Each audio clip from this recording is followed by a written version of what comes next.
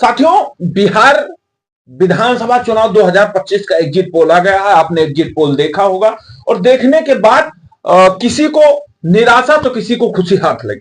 कोई कह रहा है कि हाँ हमारी पार्टी जीत रही, तो कोई कह रहा है हमारी पार्टी हार रही। एग्जिट पोल सही है या गलत है ये तो समय बताएगा। समय है कल, यानी 14 नवंबर को वोटों की गिनती होनी है। 14 नवंबर को यह पता चलने वाला है कि बिहार में किसकी सरकार बनने जा रही है, सत्ता का राजा कौन होगा बिहार में। लेकिन उससे पहले चार चर्चित चेहरे हैं, उन चारों को लेकर काफी ज्यादा सोशल मीडिया पर वो छाए रहते हैं और उनको लेकर लोग ढूंढ रहे हैं कि आखिर उनके सीट का क्या होगा।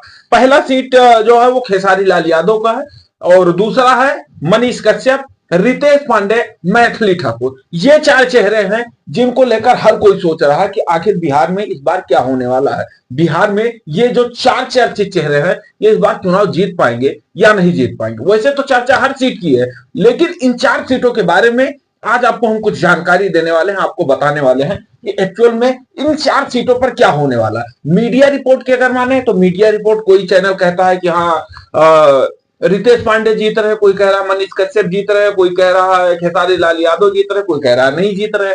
तो इन सब चीजों को लेकर के असमंजस बनी हुई है कि क्या हो रहा है।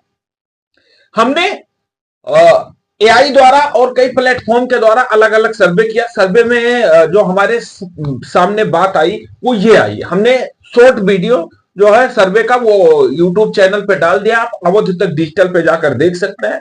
फेसबुक पर भी अभी कुछ ही समय में अपलोड हो जाएगा। लेकिन उससे पहले आपको ये सारी चीजें हमने सोचा कि एक वीडियो के माध्यम से आपको विस्तार से जानकारी दे दे। पहला नाम है खेसारी लाल यादव।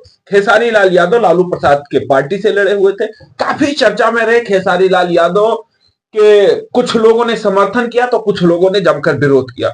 वो विरोधी वो थे जो चर्चित चेहरा में थे, चाहे वो मनोज तिवारी, रवि किशन, दिनेश लाल यादव, निरहुआ, सब ने जमकर विरोध किया। पवन सिंह जमकर बयानबाजी भी हुई। खेसारी लाल यादव का एक अलग जोश और उत्साह दिखाई दे रहा था। मनीष कश्यप फेमस यूट्यूबर हैं, पहले भारतीय जनता पार्टी ज्वाइन करते हैं, उसके बाद में कुछ दिक्कतें आती हैं, भारतीय जनता पार्टी से रिजाइन देते हैं, जनसुराज ज्वाइन करते हैं और जनसुराज से इस बार विधायकी की चुनाव लड़ते हैं। और उसके बाद में रितेश पांडे जनसुराज पार्टी के कैंडिडेट बनते हैं और चुनाव मैदान में खूब दम और खम लगाते हैं।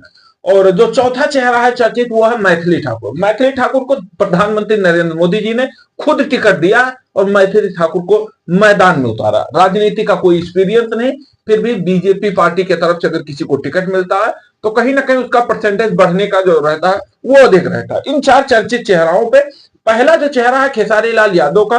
खेसारी लाल यादव को लेकर के तमाम तरीके से अलग अलग सर्वे आ रहे हैं, लेकिन जो हमने सर्वे किया, जो हमने जानकारी ली वो ली कि खेसारी लाल यादव और जो बीजेपी के कैंडिडेट हैं, जो गठबंधन एनडीए गठबंधन के कैंडिडेट हैं, उनके बीच कांटे की टक्कर है। ये कहना कि खेसारी लाल हार जाएंगे चुनाव और जो एनडीए गठबंधन के प्रत्याशी वो जीत जाएंगे, मेरे समझ से सही नहीं होगा, क्योंकि दोनों लोगों के बीच कांटे की टक्कर है। खेसारी भी जीत सकते हैं और जो दूसरे पार्टी यानी एनडीए गठबंधन के प्रत्याशी हैं वो भी जीत सकते हैं। बात आती है रितेश पांडे की, तो जानकारी मिली है कि रितेश पांडे चुनाव शायद हार सकते हैं, क्योंकि रितेश पांडे के जो विपक्ष में एनडीए गठबंधन का प्रत्याशी है वो मजबूत प्रत्याशी है। और रितेश पांडे अभी नए नए राजनीति में आए। रितेश पांडे ने हालांकि मेहनत काफी किया है, टक्कर रितेश पांडे भी देने वाले हैं, लेकिन जो संभावनाएं हैं, जो अंतर है वो चुनाव हारने का है। तीसरा जो चेहरा है चर्चित चेहरा यूट्यूबर मनीष कश्यप का। यूट्यूबर मनीष कश्यप ने खूब सारा मेहनत किया, चनपटिया से चुनाव लड़े। चनपटिया के लोगों ने कहा, जब मनीष कश्यप को टिकट नहीं मिल रहा था, लोगों ने खूब मेहनत किया, आवाज उठाया और उसके बाद में मनीष कश्यप को जनसुराज के द्वारा टिकट मिलता है। जनसुराज के प्रशांत किशोर आते हैं, कई बड़े चेहरे आते हैं मनीष कश्यप के समर्थन में, उनके वोट मांगने के लिए। और जानकारी मिल रही है कि मनीष कश्यप भी चुनाव हार सकते हैं, क्योंकि जो मनीष कश्यप के सामने विधायक हैं वो एनडीए गठबंधन के विधायक हैं और उन्होंने भी अपना दमखम लगाया। हालांकि मनीष कश्यप का दावा किया जा रहा है कि वोटों में कुछ गड़बड़ी की गई है, लेकिन टक्कर मनीष कश्यप भी दे रहे हैं इस चुनाव में, लेकिन मनीष कश्यप के चुनाव हारने का जो चांस है वो दिखाई दे रहा है।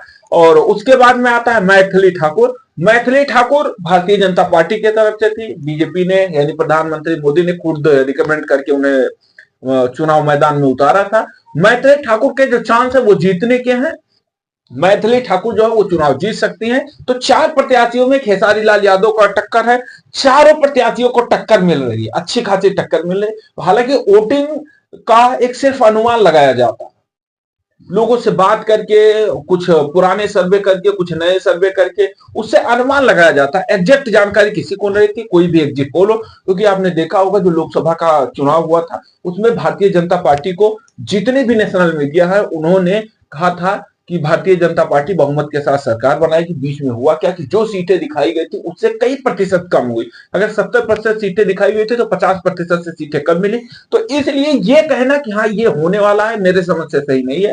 हालांकि अपना अपना सर्वे है, अपना अपना एग्जिट पोल है, सब कुछ दिखा सकते हैं। लेकिन 4 प्रत्याशी जो हैं वो 4 प्रत्याशी को कांटे की टक्कर। मनीष कश्यप भी लड़ाई लड़ रहे हैं अच्छे तरीके से। मनीष कश्यप जो है वो वहां के एक लोकल के नेता, यूट्यूबर, फेमस है।